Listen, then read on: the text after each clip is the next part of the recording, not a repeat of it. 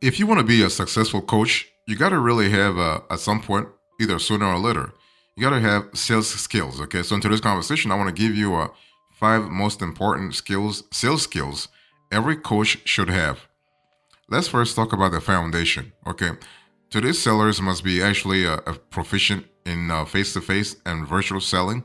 So, if you are a coach, you got to be also proficient when it comes to a face to face sessions, but also virtual sessions. This means what? It means that sales success requires many skills. Okay, it's one of those things where you have to really master to really to actually get better. The more you master it, the more you get better and better and better. First thing first, storytelling. So if you are a coach, you want to really excel at storytelling. Storytelling has been a highly effective form of communication since the Stone Age, contributing to the development of humanity as we know it today. So, if you are a coach and you want to be successful, you want to be strong when it comes to storytelling. It's one of those things where you are going to connect better and deeper with your audience, whether you are doing your coaching sessions online or in person, whether you're having a virtual event or and let's say a brick and mortar event. Okay, so if you want to be a very successful coach, you want to be very good at storytelling, especially when it comes to articulating why you starting coaching in the first place and why you are doing what you're doing and how you can really transform the lives of your clients, your prospects. Number two, you want to think about sales, like you want to think about relationship building. So, an important sales skill that you need to have as a coach is to actually learn to build the relationships. You have to really learn how to navigate the whole human bonding elements. Okay.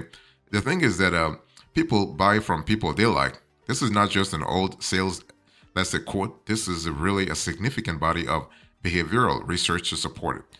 Basically, you are going to do business with people that you like. It is what it is. So, relationship building is an important element. So if you want to be a very successful coach, you want to really, besides having a good storytelling foundation, you want to also be good when it comes to relationship building, especially when it comes to selling complex and more expensive packages.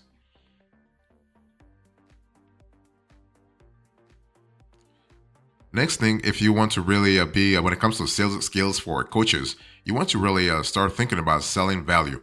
See, the whole thing is that you probably have a coaching package that's really in hundreds of dollars or thousands of dollars, and you're thinking, how do I sell this? Well, you want to sell the value. Don't sell the price. Don't sell the price of the coaching package that you have. Sell the kind of value you are adding to your client's life. Okay, so coaching sales conversation are no longer one-sided presentations. They have actually evolved into dynamic exchanges where curiosity is your most powerful tool. However, effective questioning is not just about extracting information, it's about guiding the conversation toward a deeper understanding of your client's challenges and aspirations, right? It's all about the value you are bringing, but also the pain point your client is going through and how you can actually solve that pain point. If you can do a good job at really solving that pain point, you will really would have won a very an important client, maybe for life, who knows. Also, another sales skills for coaches, qualifying opportunities. That's really important. So, effective qualification involves a multifaceted approach. It's about asking the right questions to uncover critical insights that indicate an honest fit between your solutions, your coaching solutions, and the customer's requirement, the customer's pain points. So, it begins actually with thoroughly understanding your client's needs, challenges, and objectives. In coaching, we call it pain points. So, qualifying opportunities also demands an eye for potential roadblocks or hurdles early in the sales process to address them proactively, increasing the likelihood of a successful close when it comes to scalability. However, most importantly, qualification is about respecting your time and resources. In a world where distractions abound and competition is fierce, your ability to prioritize high potential coaching opportunities is actually a strategic advantage. It lets you focus your energy where it matters most, leading to better results and a more efficient sales process. Finally, you have presenting. So, presenting is actually an important sales skill for a coach.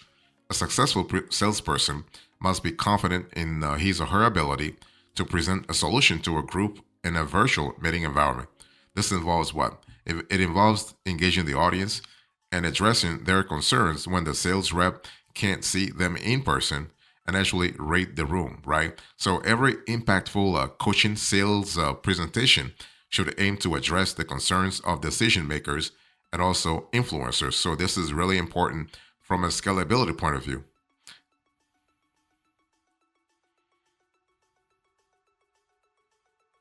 So now that I talked to you about the foundation, let's talk about the execution. So when you think about sales skills for coaches, I've given you the five most important sales skills you got to have: storytelling, relationship building, selling value, qualifying opportunities, and presenting. Now let's talk about the execution. First of all, you got to have product knowledge. Okay, so what is the product knowledge that you have for your coaching? It's really important. What kind of coaching packages are you selling? What kind of product? What kind of service? What kind of guidance? What kind of value added do you have? Okay. So, deep, extensive product knowledge of your coaching business is actually the foundation of effective sales pitches. So, this core skills equip your salespeople and yourself, for that matter, with the right answers when a client asks a question about a particular coaching session or service, as well as with the right solutions when developing pitches, right? It's an important skill to develop before the coaching sales process can really begin. That's really important. I mean, your coaches may have charisma, strong communication skills, and organizational skills, but without the core knowledge of the kind of coaching session you sell, everything else goes down the drain. So think about that.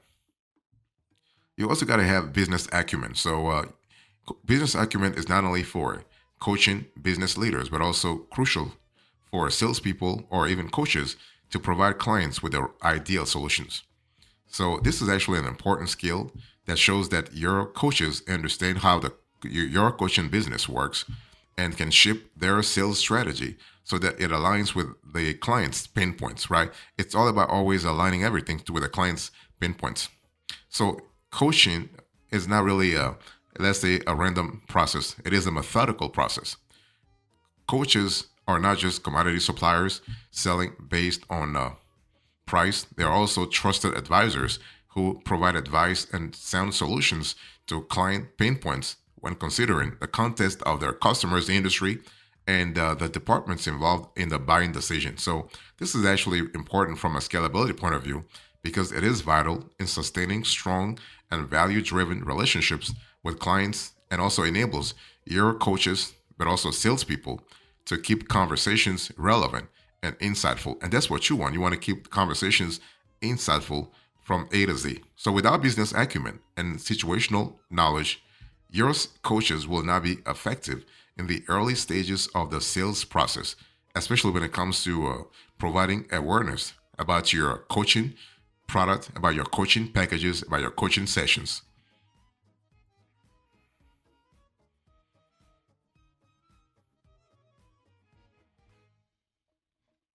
So let me talk to you about strategic prospecting. So if you think about sales skills for coaches, strategic prospecting is really important in terms of giving you a possibility, like a world of possibility. So as a coaches, a team of coaches, we know how to prospect, right?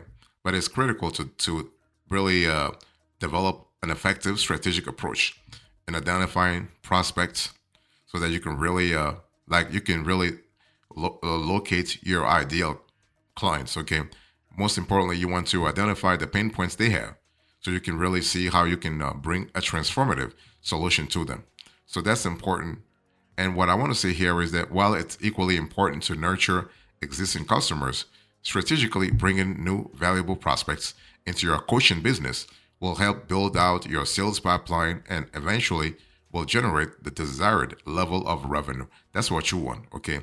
You always want to ask for referrals systematically from existing connections and determine also businesses that would best benefit from your product or service. And maybe the best to do is to use reliable referral software. And you want to do this in a systematic way. I want to insist on that. It has to be systematic, okay? This is a simple way to gain social proof and can cut back on time chasing uninterested prospects, as your customer has already helped you qualify them. You also want to think about active listening. So, active listening just means what? It means that you are paying full attention to the prospect's problem, to his or her pain points and ideas without interruption before thoughtfully responding. So, as a coach, or let's say as a salesperson for a coaching company, this will help you big time. It's one of the most underrated marketing and sales skills. I'm speaking here about active listening, but it's one of the best ways to connect with customers, especially in the long run. Okay, this way your prospects' problems and needs are heard and clearly understood, and you can actually follow up with relevant questions, guide the conversation better, and identify solutions effectively and really and quickly. So that's really good from, again, from an accountability point of view. So if you think about pricing your online coaching program, let me share with you a few specific pricing structures. Okay, so now that you understand the difference between each online coaching service as well as the pricing strategies, let's see what are the most common pricing structures you might want to consider this year. So you have the hourly pricing structure, you have the subscription, in other words, the retainer section, retainer pricing, but you also have coaching program packages. So let me talk first about the pricing structure. So the hourly price. So if you want to price your online coaching program through an hourly price structure, there are things you need to be aware of. Okay, because the hourly pricing is a very common way of pricing your online coaching business. Okay, in other words, you are charging a set amount by the hour, maybe $100 or per hour, or $200 per hour, or $300 or whatever. Okay, it really depends. So there are pros and cons to this approach when it comes to charging an hourly price. So charging by the hour can be a great option if let's say your topic doesn't require many sessions. So if what you are training your clients on can be achieved in one or a few coaching sessions, then charging by the hour can be an easy and lucrative choice. Also, if online coaching is not your primary business, maybe you are selling other digital products such as online courses, and you also wish to offer some more in-depth teaching to a selected group of students, right? So in cases like this one, it really might make sense to actually charge by the hour, as you're not going to offer continuous coaching sessions. And another benefits actually of charging by the hour is that you are exchanging your time for money. Okay, so there has to be that kind of correlation between time and money. Okay, however, this pricing strategy, this is the one-on-one. I mean, not this is the hourly price. So the hourly price may not be the best in the long run, especially if you plan on offering multiple coaching sessions, or if your topic requires extensive trading. It might be easier to attract coaching clients with hourly pricing, but it can be harder to retain them. And if you do not manage to retain your clients, basically, then you will actually fail to guide them towards their desired outcome. Okay, and so this is not what you want. So as a coach, the real value of your business actually lies in the results that you are able to help your clients get, not the time you spend with them, right? So when you think about pricing your online coaching program, think about the 1 hour or the hourly pricing strategy might not only hurt you in the long run, but also your clients as well. So think about that from a multiple point of view. You also have the subscription, the retainer model. So if you're thinking about pricing your online coaching program, maybe the retainer model can be, let's say, an option for you. Let me explain a little further. So another popular pricing strategy among online coaches is to actually charge a set amount every single month. So with this pricing structure, the cool thing is that you offer a specific service agreed beforehand, in exchange for a monthly fee. So that's kind of cool from revenue stability, because if you are an online coach, you want to stabilize your revenue model, your revenue basis. Okay. So that's kind of cool. So you could say that you offer a certain number of calls per month and any other services that you want. So as for the hourly rates, charging a retainer has its pros and cons. Let me really let me delve a little deeper here. So let's first talk about the pros. This subscription or retainer model is great if your topic involves continuous learning. So you can say, you know what, I'm charging $500 every month. Okay, ideally, when charging a monthly fee, you want your clients to stay with you forever. This is why this pricing is a great match for ongoing training that your clients need over a long period of time. Personal fitness training is an example of this. Okay. Also, if your clients have an end goal that will take a longer time to reach, that's really an opportunity for you to think about charging a retainer, because charging a retainer does not work well with coaching services where clients want to achieve a specific result in the fastest way possible. So if your coaching subject often requires working with clients with like many questions, many challenges for many months in a row in order to help them progress, then a monthly subscription can be the way to go. Okay. Life coaching, mindfulness programs, personal training, business coaching, and more are examples of this. So that's really cool, and especially in terms of client retention.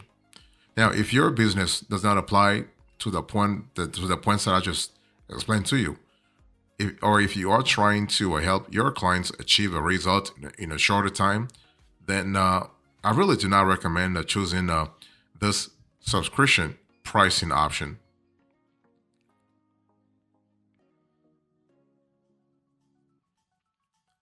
Let me talk to you about coaching program packages, because that's also another opportunity. So both hourly fees and monthly retainer are not really a good idea if you are coaching people towards achieving a specific result or goal, right?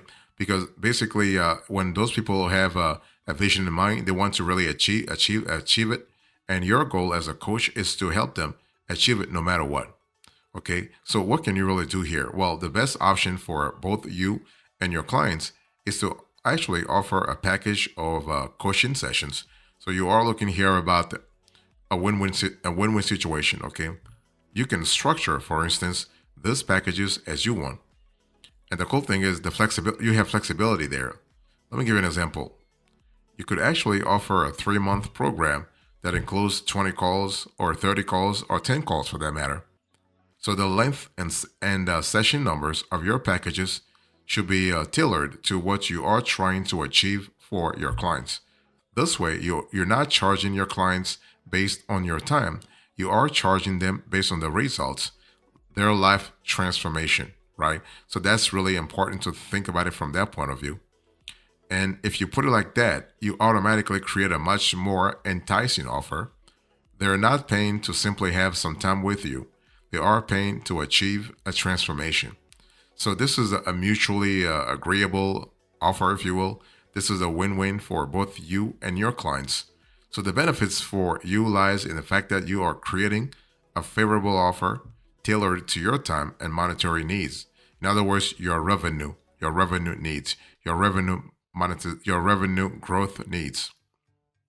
While your clients benefits from this because they are more likely to achieve their desired outcome. So that's kind of important. So, and how many students do you want to train at once?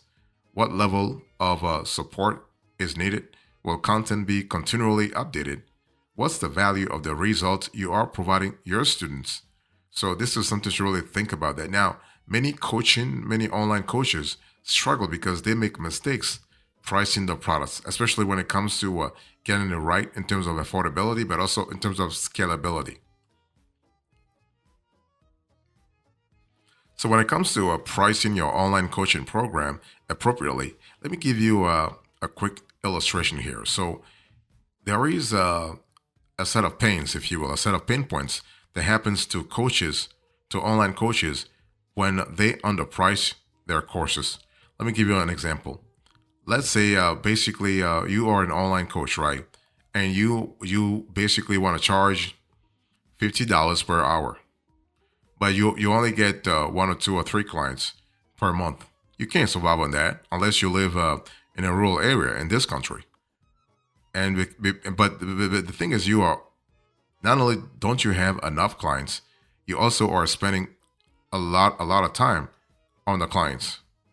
And for $50 an hour with three clients, that's pretty tough. I mean, that's not the same thing if you had, let's say, 10 clients or 20 clients, because 20 clients paying $50, that's a $1,000 as a $1,000 as opposed to having two or three clients. Okay, so in that case, when you underprice your course, you are really losing money, because don't forget, when you think about expenses, it's not just about your time. Like, you do not want to be compensated for your time. Of course, you want to be compensated for your time, but it's not just your time. You have other sources of resource allocation. You have the back office, your coaching business, your online coaching business. You probably have a subscription to software, and you're paying this every single month. Accounting. You have outsourced part of your company, your coaching business, to third parties, and you are actually compensating those sources too. So if you underprice your course, if you underprice your coaching session, you are going to lose time. On the flip side, you can actually implement pricing that allows you to thrive and provide more to your students. Remember that you got to feel comfortable yourself. You got to feel fulfill yourself to actually add value. If you're not feeling well, if you're feeling crappy, if you are feeling taken advantage of, you're not going to be in the right mindset to actually add value. Okay, so especially when it comes to having a coaching session that's scalable over time. So, in conclusion, to this conversation, I spoke to you about how to price your online coaching program appropriately. I give you the trends, the best practices. I spoke about one-on-one coaching, group coaching, mastermind, and I spoke about the pricing structures, and finally, the illustration. Thank you so much. God bless you. I will see you next time. Until then, remember, stay marvelous.